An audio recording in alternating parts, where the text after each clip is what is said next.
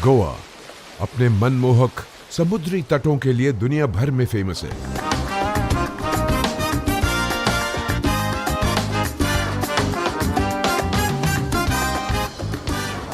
ये चमकती हुई रेत,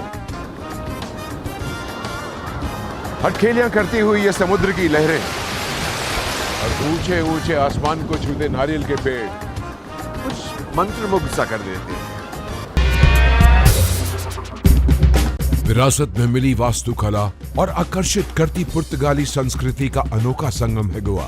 इसमें दो राय नहीं कि आज भारत में गोवा पर्यटकों की पहली पसंद बन चुका है। अपार जैव विविधता की भूमि है गोवा। देखा जाए तो ये उसकी वो छुपी हुई संपदा है जिसकी परत दर परत खुलना बाकी है, यानी अनुभवों का पिटारा खुलने की प्रतीक्षा में है।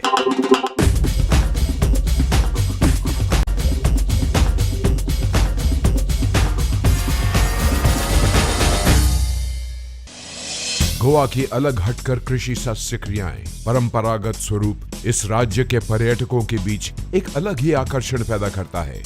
ये प्रभावी और एक नायाब तोहफा है एग्रो इको टूरिज्म, यानी कृषि और पर्यटन के बीच उभरती गहरी सोच।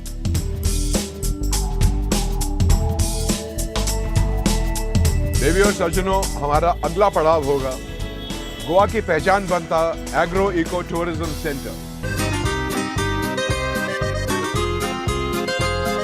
देवी और सज्जनों, अब हम आ पहुंचे हैं गोवा की पहचान बनते एग्रो इको टूरिज्म सेंटर यानी एईटी के प्रांगण में। आइए मेरे साथ।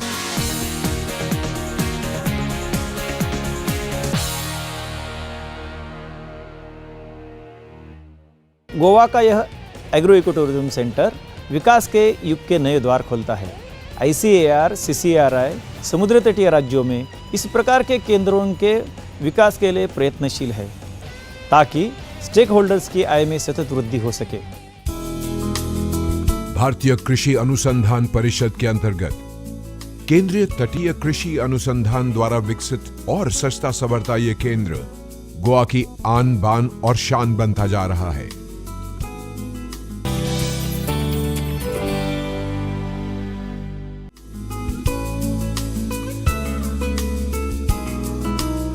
यहां बहुत कुछ है। आपकी आंखें ही तृप्त नहीं होंगी, बल्कि एक अनोखा अभूतपूर्व अनुभव आप पाएंगे। स्वयं को यहाँ की स्थानीय जीवन शैली में ढला ना पाए तो कहिएगा। एग्रो इको टूरिज्म सेंटर की देहरी लांघ चुके हैं आप। यहाँ पहुंच हर पर्यटक कृषि की उन सभी क्रियाओं का अनुभव करता है जो ऐसी ही अन्य समुद्र तटीय राज्यों की भी झलक देती है। तो आइए अब कुछ और झलक ली जाए।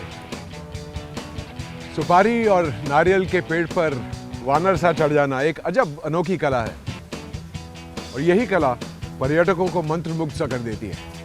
लीजिए, पहुंच भी गए। नारियल के पेड़ पर चढ़ के अभी आपको दिखाया है, वैसे ही ये मुश्किल काम है, इसीलिए एक मैनुअल मशीन भी बनाया है नारियल के पेड़ पर चढ़ने वाला। बदलते समय के साथ अब इस परंपरागत कला का मशीनीकरण हो गया है। आप में से कोई ट्राई करना चाहेगा? You can. Well done, well done. तब आपने इतनी मेहनत की, बेचारे पढ़ेली ने इतनी मेहनत की। कुछ दिखाइए, क्या तोड़ के लाए ऊपर से, कुछ पिलाइए।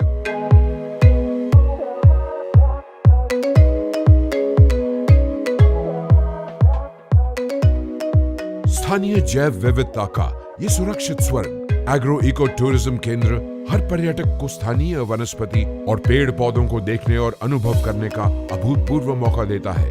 केंद्र पारंपरिक मसाला फसलों और स्थानीय फल फसलों का खजाना बना पड़ा है, जो कृषि पर्यटन के अनुभव में उत्साह भरे पल जोड़ता है, चार चांद लगाता है। चहचहाते पक्षी और जीव किसान के जीवन का अभिन्न अंग है।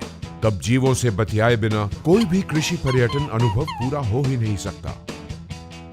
एकीकृत जैविक खेती में वर्मी कॉम्पोस्ट यानी केंचुआ पालन ने खास जगह बना ली है। केंद्र द्वारा पर्यटकों को इस अहम व्यवसाय की खास बातें बताई और दिखाई जाती हैं। It is the end product of the organic matter by earthworms. तो आइए अब एक झलक देखते हैं धन्वंतरी गार्डन्स की। ये वो स्थान है जो समर्पित है औषधीय और संगीय पौधों को। आइए चलते हैं। यहाँ आप भारतीय आयुर्वेद पद्धति को गजब का पनपते देख पाएंगे। अगर आप अपने पूर्वजों द्वारा दिए गए स्वास्थ्य टिप्स या नुस्खों के सफल अनुभव का लाभ उठाना चाहेंगे तो आप बिल्कुल सही स्थान पर आ पहुंचे हैं। सर ये मधुनाशनी का प्लांट है, एक्चुअली एक वाइन है। इसका एंटी डायबिटिक लीव्स है। आप इसके खाने के बाद 5 मिनट तक आपका पूरा टेस्ट चला जाएगा। आप इसलिए टेस्ट करके देख सकते हैं इसको।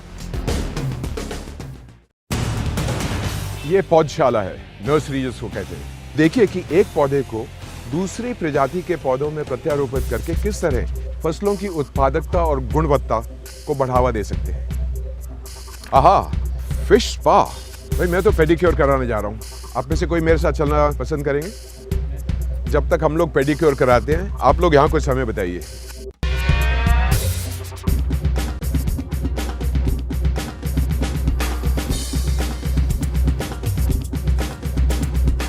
भाई फिश पेडिक्योर कराने के बाद मैं पैरों में ताजगी का अनुभव कर रहा हूँ। वाह, वाकई में बहुत मजा आया। तो आइए अब इस स्मारिका केंद्र को विजिट करें और कुछ ऐसी यादगारों को संजोएं जो लंबे समय तक हमारे साथ रहेंगी। चले आइए। यहाँ हमेशा कुछ नया मिलेगा, हर बार कुछ नया कर दिखाने को। कुछ नई खरीदारी भी करेंगे जो हमेशा आपको गोवा की आत्मिक अनुभूति कराती रहेगी।